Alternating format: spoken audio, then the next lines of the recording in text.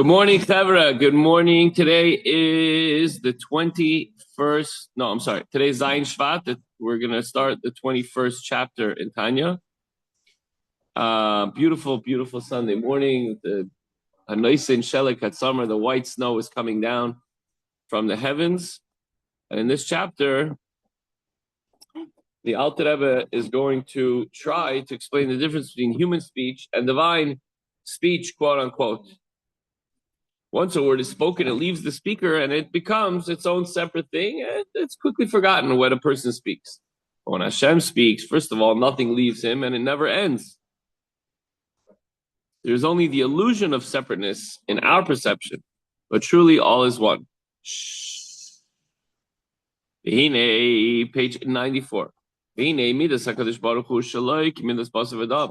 understand that the way Hashem acts and things he does and says is not the same way that a person, if we say Hashem did this, it's not the same thing. Hashem spoke, it's not the same thing.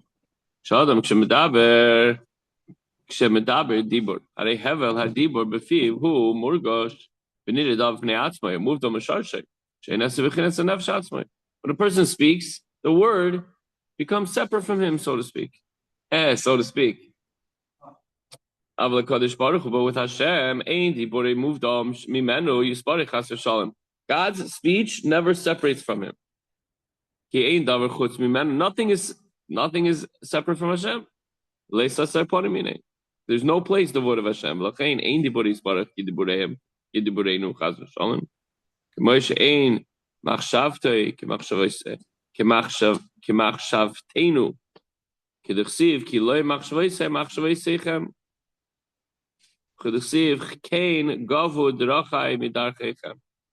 Nothing is similar. When we talk about Hashem, it's called an anthropomorphism.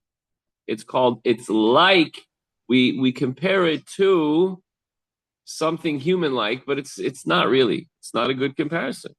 His speech is not like our speech. His thoughts are not like our thoughts. The way he does things is just not comparable. Now, to Rebbe's words, God's speech is called speech only as a way of an example, just as man's speech reveals to his audience. Just as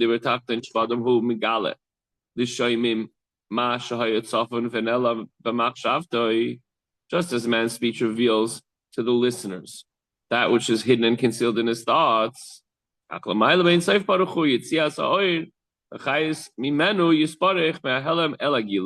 So too, the light and life force of the Ein Sof, from concealment before creation into revelation through the act of creation.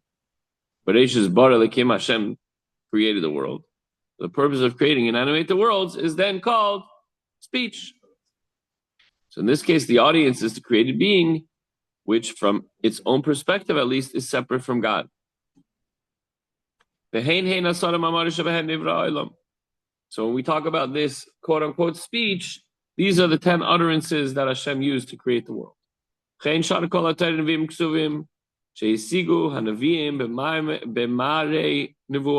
Likewise, all the rest of the Torah, the prophets, the holy writings, are also called quote-unquote speech, even though they were not revealed for the purpose of creation.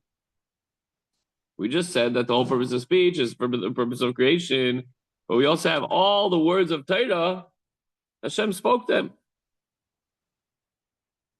which the prophets were able to perceive in their prophetic vision. So when we refer to Hashem's revelation and his speech, quote unquote, the analogy extends only to speech as revealed, revelation and communication, but not to speech as something separate from the speaker. That's with humans. But with Hashem, there's nothing separate from him. Hashem's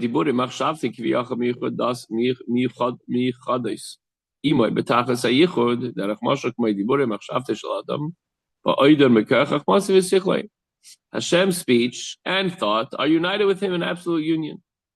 Just like speech and thought of man before he expresses them. He could think of the words he wants to say, but once he says them, now they're outside of him. Now they became a separate entity. But while they're still in the faculty of wisdom, they're a part of him.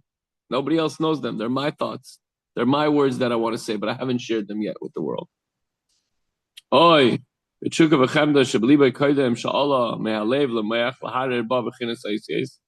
Or as they exist in a desire or craving that are still in the heart, before they rise from the heart to the brain, they're to be meditated upon with the letters of thought. A lot of times people think in languages, or even you spell out a word in your mind.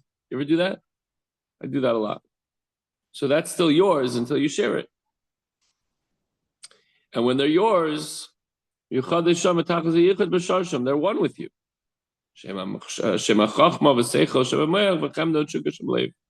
So how are they one? The wisdom and the intellect in the brain are still yours. They're part of you. They haven't gone out yet. And the longing and the desire in the heart is also still. So if you say the words, I love you, or I love this thing so much, now it's out there. So in the case of a mortal man, his thoughts and speech are completely unified with him before he speaks. At that point, the letters which constitute his thoughts and speech are still telescoped within their source. In the case of Hashem, however, his thought, quote unquote, and his speech, quote unquote, remain unified with him before and after he thinks and he speaks. He doesn't really think and speak. These are just words that are used in order for us to try to have a relationship to understand what we're talking about here. With Hashem, everything is Hashem. The knowledge, the known, and the knower is all one. They're always within their source, the omnipresent God, as the Alter Rebbe now concludes. So tomorrow we'll do the conclusion of this concept of how speech with Hashem, and we can include here now thinking also, and speech and thoughts with man are completely two different things, but those are the words we use. So the takeaway for today is God doesn't speak. He's not a human. God reveals. And the way we understand that revelation is what we call speech. Thanks, guys. Have a wonderful day. Stay safe, stay warm, and enjoy your shoveling.